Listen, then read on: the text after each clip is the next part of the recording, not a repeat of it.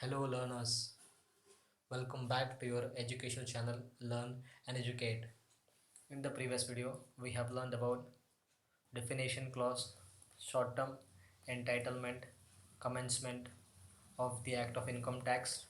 Income Tax Act came into force on the first day of April 1962. It extends to the whole of India. Section 2 definitions. Clause 1 advance tax. Advance tax means the tax payable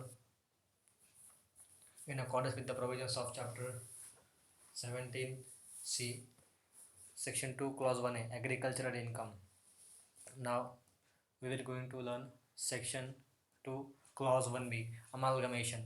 Amalgamation in relation to a companies means merger of one or more companies with another company, or the merger of two or more companies to form a one company.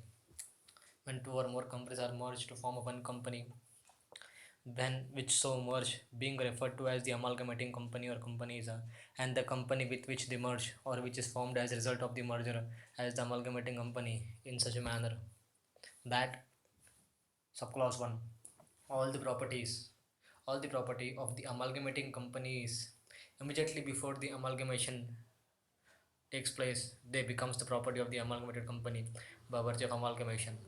Subsection subclause 2 all the liabilities of the amalgamating companies immediately just before the amalgamation becomes the liability of the amalgamated company by virtue of the amalgamation.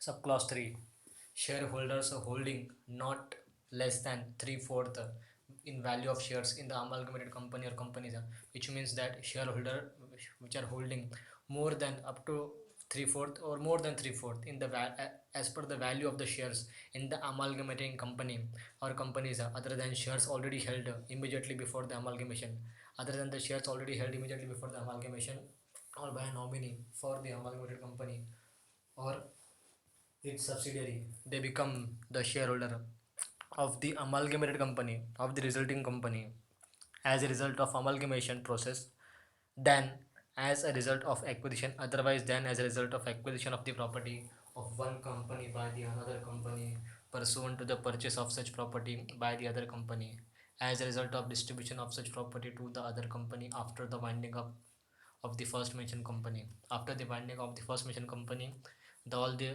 assets which are sold, acquired or sold by one company, distributed as a result of the winding up, will not be included, but the shareholders who become the shareholder of the amalgamated company by virtue of amalgamations and hold up to or more than 3/4 in the value of shares. Then additional commissioner.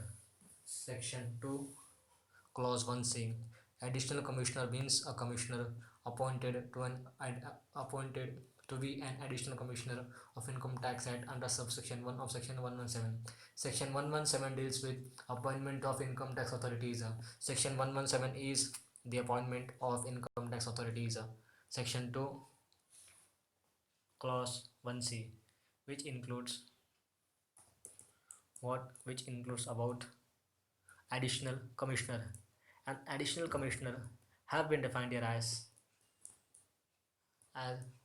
additional commissioner means a person who has been appointed as such to be an additional commissioner under section 117. Under section 117 subsection 1, we have said about section 2 clause 1b amalgamation.